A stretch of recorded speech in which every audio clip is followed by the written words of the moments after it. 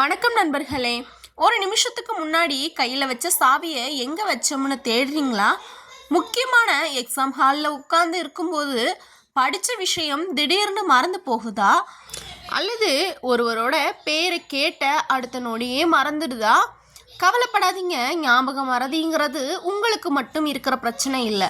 உலகத்தில் இருக்கிற லட்சக்கணக்கான மக்கள் சந்திக்கிற ஒரு சாதாரண விஷயம்தான். நம்ம மூளைங்கிறது மிக பெரிய சூப்பர் கம்ப்யூட்டர் மாதிரி.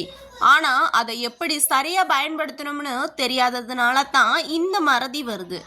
இந்த வீடியோவில் அறிவியல் பூர்வமாக நிரூபிக்கப்பட்ட உங்கள் ஞாபக சக்தியை 10 மடங்கு அதிகரிக்கக்கூடிய 10 எளிய வழிகளை ரொம்ப தெளிவாக பார்க்க போகிறோம். கடைசி வரைக்கும் ஸ்கிப் பண்ணாமல் பாருங்கள், ஏன்னா 1வது டிப்ஸ் உங்கள் வாழ்க்கையே மாற்றக்கூடும்.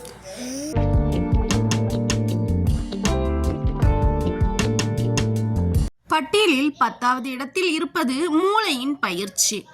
நம்ம உடம்ப ஃபிட்டாக வச்சுக்க எப்படி ஜிம்முக்கு போகிறோமோ அதே மாதிரி மூளையை ஃபிட்டாக வச்சுக்கவும் பயிற்சி அவசியம்.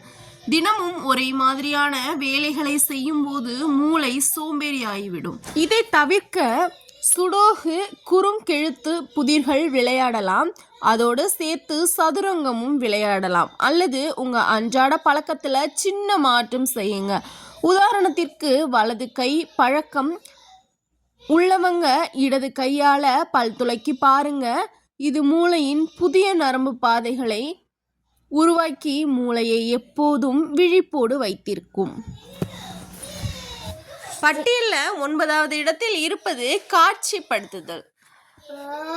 நம்ம மூளைக்கு எழுத்துக்களை விட படங்களையும் காட்சிகளையும் ஞாபகம் வச்சுக்கிறது ரொம்பவே சுலபம். ஒரு விஷயத்தை மனப்பாடம் பண்ணுறதை விட அதை ஒரு கதையாவோ அல்லது படமாவோ மனசில் கற்பனை பண்ணி பாருங்கள். உதாரணத்திற்கு நீங்கள் கடைக்கு போய் தக்காளி பால் ரொட்டி வாங்கணும்னா ஒரு பெரிய தக்காளி பால் குளத்தில் நீந்துவது போலவும் அது ரொட்டியால் துடைப்பது போலவும் ஒரு விசித்திரமான கற்பனை செய்து பாருங்கள். இந்த மாதிரி விசித்திரமான படங்கள் மனசில் ஆழமாக பதிஞ்சிரும்.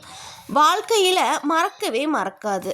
பட்டியலில் 8வது இடத்தில் இருப்பது இடைவெளி விட்டு திருப்புதல். மாணவர்கள் செய்கிற மிகப்பெரிய தப்பு என்னன்னா, எக்ஸாமுக்கு முதல் நாள் இரவு முழுக்க உட்கார்ந்து மனப்பாடம் பண்ணுறது. இதை ஃபர்கட்டிங் ஹேர் கோட்பாடு மூலம் ஜெர்மனி உளவியலாளர் ஜெர்மேன் எஃபிங்ஹால் விளக்கி இருக்கிறார். நம்ம படித்த ஒரு விஷயம் 24 மணி நேரத்தில் 70% மறந்துடும்.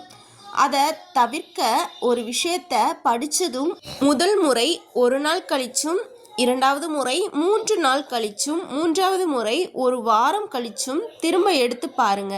இப்படி இடைவெளி விட்டு ரிவைஸ் பண்ணும்போது அது குறுகிய கால நினைவகத்தில் இருந்து நீண்ட கால நினைவகத்திற்கு மாறிவிடும்.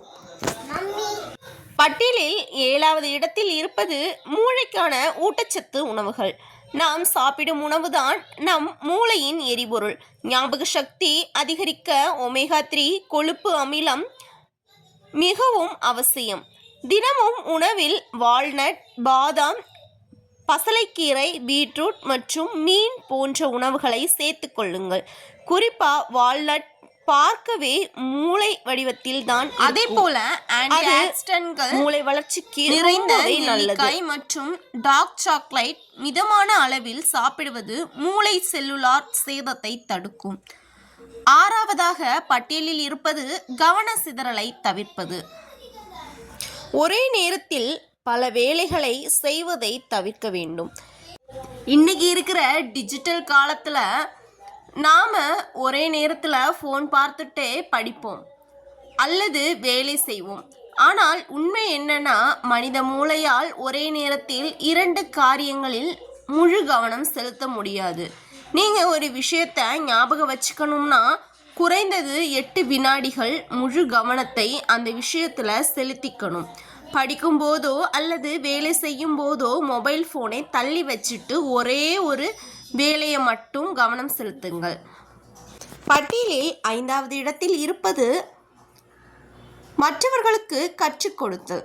புகழ்பெற்ற இயல்பியலாளர் ரிச்சர்ட் ஃபைன்மேன் கூறிய ஒரு அருமையான வழி இது.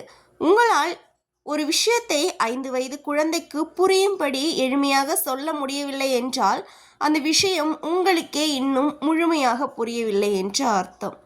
நீங்கள் எதையாவது புதிதாக கற்றுக்கொண்டால் அதை உங்கள் நண்பர்களுக்கோ அல்லது வீட்டில் உள்ளவர்களுக்கோ எளிமையாக சொல்லித் தருவது போல பேசி பாருங்கள். இதனால் அந்த தகவல் உங்கள் மனதில் ஆழமாக பதிந்துவிடும். பட்டியலில் 4ஆவதாக இருப்பது தினசரி உடற்பயிற்சி. உடற்பயிற்சி உடலுக்கு மட்டுமல்ல, மூளைக்கும் தான்.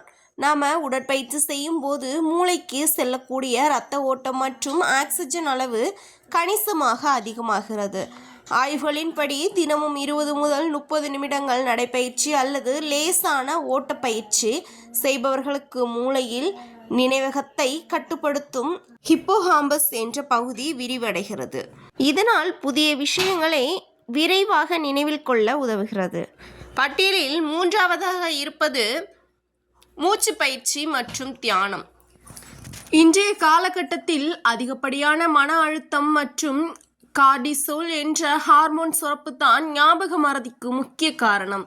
மன அழுத்தம் அதிகரிக்கும் போது மூளை செல்கள் பலவீனம் அடைகின்றன. தினமும் காலையில் 10 நிமிடங்கள் அமைதியான இடத்தில் அமர்ந்து ஆழமாக மூச்சை இழுத்துவிட்டு தியானம் செய்யுங்கள். இது மூளையின் கவனத்தை அதிகரித்து மன அழுத்தத்தை குறைத்து தகவல்களை சேகரிக்கும் திறனை மேம்படுத்துகிறது. பட்டியலில் 2வது இடத்தில் இருப்பது போதுமான நீர்ச்சத்து. நம்ம மூளையில் சுமார் 25% தண்ணீர் தான் உள்ளது என்பது பலருக்கு தெரியாது. உடலில் லேசான நீர்ச்சத்து குறைபாடு ஏற்பட்டாலும் அது மூளையின் செயல்பாட்டை மெதுவாக்கும், தலைவலியை உண்டாக்கும் மற்றும் கவனச்சிதறலை ஏற்படுத்தும். தினமும் குறைந்தது 2.5 முதல் 3 லிட்டர் தண்ணீர் குடிப்பதை வழக்கமாக்கிக் கொள்ளுங்கள். வேலை செய்யும் இடத்திலோ அல்லது படிக்கும் இடத்திலோ எப்போதும் ஒரு வாட்டர் பாட்டிலில் தண்ணீர் வைத்துக் கொள்ளுங்கள். பட்டியலில் முதலிடத்தில் இருப்பது ஆழ்ந்த தூக்கம். இதுதான் இருக்கையிலேயே மிகவும் முக்கியமான வழி. நாள் முழுவதும் நாம் சேகரிக்கும் தகவல்களை மூளை வகைப்படுத்தி நினைவகத்தில் சேர்ப்பது நாம் தூங்கும்போதுதான். ஒரு நாளைக்கு 7 மணி முதல் 8 மணி வரை ஆழ்ந்த தூக்கம் அவசியம். தூங்கும் நேரம் குறைவாக இருக்கும்போது மூளையால் தகவல்களை சரியாக ஒருங்கிணைக்க முடியாது. அதனால் இரவில் சீராக தூங்கி காலையில் சீக்கிரம் எழும் பழக்கத்தை வளர்த்து கொள்ளுங்கள்.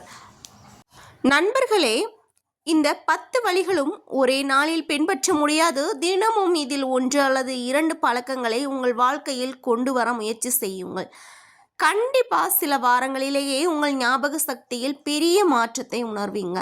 இந்த 10 டிப்ஸில் உங்களுக்கு எந்த டிப்ஸ் ரொம்ப பிடிச்சிருந்துச்சுன்னு கீழே கமெண்டில் சொல்லுங்கள். இந்த வீடியோ உங்களுக்கு பயனுள்ளதாக இருந்துச்சுன்னா லைக் பண்ணுங்கள். மறக்காமல் உங்கள் நண்பர்களுக்கும் மாணவர்களுக்கும் ஷேர் பண்ணுங்கள். மேலும் இது போன்ற பயனுள்ள வீடியோகளுக்கு நம்ம கர்ஷினி லைஃப் ஸ்டைல் சேனலை சப்ஸ்கிரைப் செய்து வச்சுக்கோங்க. அடுத்த வீடியோவில் இன்னொரு பயனுள்ள தகவலோடு வரேன். தேங்க்ஸ் ஃபார் வாட்சிங். டாடா பாய். இன்னொரு வீடியோவில் பார்க்கலாம்.